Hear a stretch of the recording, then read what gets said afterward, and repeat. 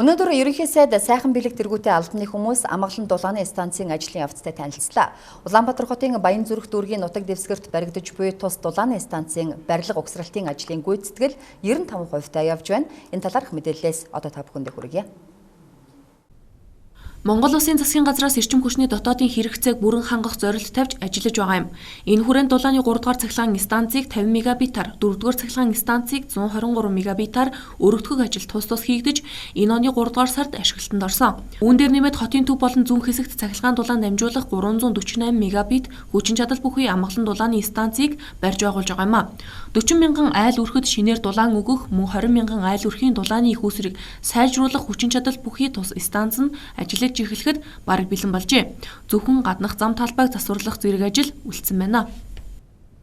Одоо энэ манай нуруулдаа овоологч одоо энэ угсралтын ажил гэдэг одоо энэ каркас босчоод байгаа. Энэ ажлуудыг бол хийж гүйцэтгэх нь. За мөн одоо энэ тоног төхөөрөмжөөс гадна барилга байгууламжаас дотоод барилгын заслын ажлууд бол хийгдэнэ. Энэ нь бол одоо манай станцын үйл ажиллагаанд бол нөлөөлөгдөхгүй учраас бид нар бол одоо 2 сарын хугацаанд бол одоо бас ахин одоо шинэ нөгөө заслын ажлуудыг дахиж сэргээж хийж үндсэн байд. Одоо шинэ станцыг хүлээж авах гэсэн ийм л хугацааг бол оруулж чадаа. Амгалан дулааны станц нь сүүлийн 30 гаруй жилд Монголын эрчим хүчний системд шинээр холбогдсон хамгийн том хүчин чадалтай станц юм а. Салхитын салхин паркаас хойш ашиглалтанд орж буй эрчим хүчний салбар дахь анхны бүтээн байгуулалт болж байгаа нь. Өнөөдөр тус станцын ажлын явцад танилцсан албаны хүмүүс төслийн багтаа уулзаж ярилцахад хэд хэдэн шийдвэрлэл зохиох ажил гарч ирсэн байна. Эдгээр асуудлыг шийдвэрлэхэд холбогдох албаныхан анхаарч ажиллахыг ерөнхий сайд үүрэг болгосон юм а. Тухайлбал анхны галлага хийхэд шаардлагатай 3.9 тэрбум төгрөгийг Хөгжлийн банкнаас нэн даруй шийдэхийг даалгалаа. За гайлын дарга цэнгэл бас энд явж байгаа. Цэнгэл дарга бол гайлын түр гормынхаа хугацааг бол хойшлуулах асуудлаа шийдвэрлээд за орж ирэх ёстой байгаа 2 үнсний 2 машин тэрний гайлнуудын асуудлыг бол шийдэх ийм үүргийг бол өнөөдөр бас гайлын ерөнхий газарт бол өгч байна.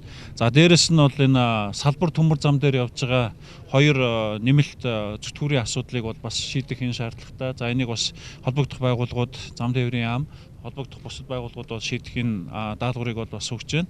За дээрэс нь 2 нэмэлт худгийн асуудлыг бол бас ярьж танилцуулж байгаа. За санхүүжилтийн хувьд бол одоо энэ шийдвэрлэж байгаа хөрөнгө мөнгөнийхөө дотор шийдвэрлэх болцоотой. За байгаль орчны яам, холбогдох бусад байгууллагууд нь бол зөвшөөрөл өгөх энэ чиглэлээр бол ажиллах юм шаардлагууд байна. Тус станц ашиглалтанд орсноор өдрөөс өдөрт нэмэгдэж байгаа эрчим хүчний хэрэглээг төрч болов нөхөх юм а.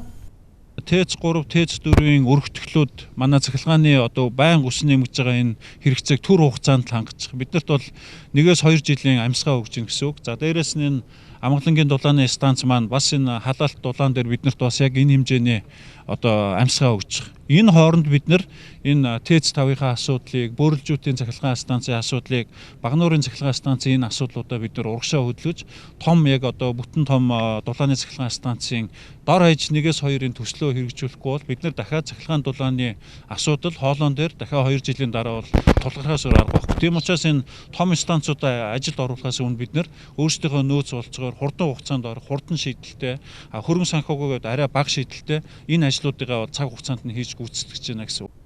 Станцын ажил эхлэх тунд өгсөн энэ үед станцтай хаяад ирлэн оршиж байгаа айлуудын асуудал мөн шийдвэрлэхэд хүнд байна. Амгалан дулааны станц орчимд газраа чөлөөлгүүлсэн 10 гаруй өрх байгаа юм. Эдгээрийн 4 нь өөрийн өмчийн газартаа барьшиж байгаа бол 6 нь газар эзэмших хэрэггүйгээр амьдарч байна. За одоо ингээд ганц 2 айл гацаад ингээд тохирч чадахгүй бол энэ бүх үйл ажиллагаа зогсоод хүрнэ. Жишээ нь бол одоо энэ амгалан дулааны станцаас бол энэ орон сууц барьж байгаа одоо газрууд бол дулааныхаа нөхцөлийг авах гэдэг ингээд эхнээсээ очрлоод эхэлсэн. За эхний зарим нэг хэсгийг нөхцсөн энэ тохиргоо хийгдэж ирэх жилээс бас үлдсэн хэсгийг ингээд өгөөд эхэлнэ.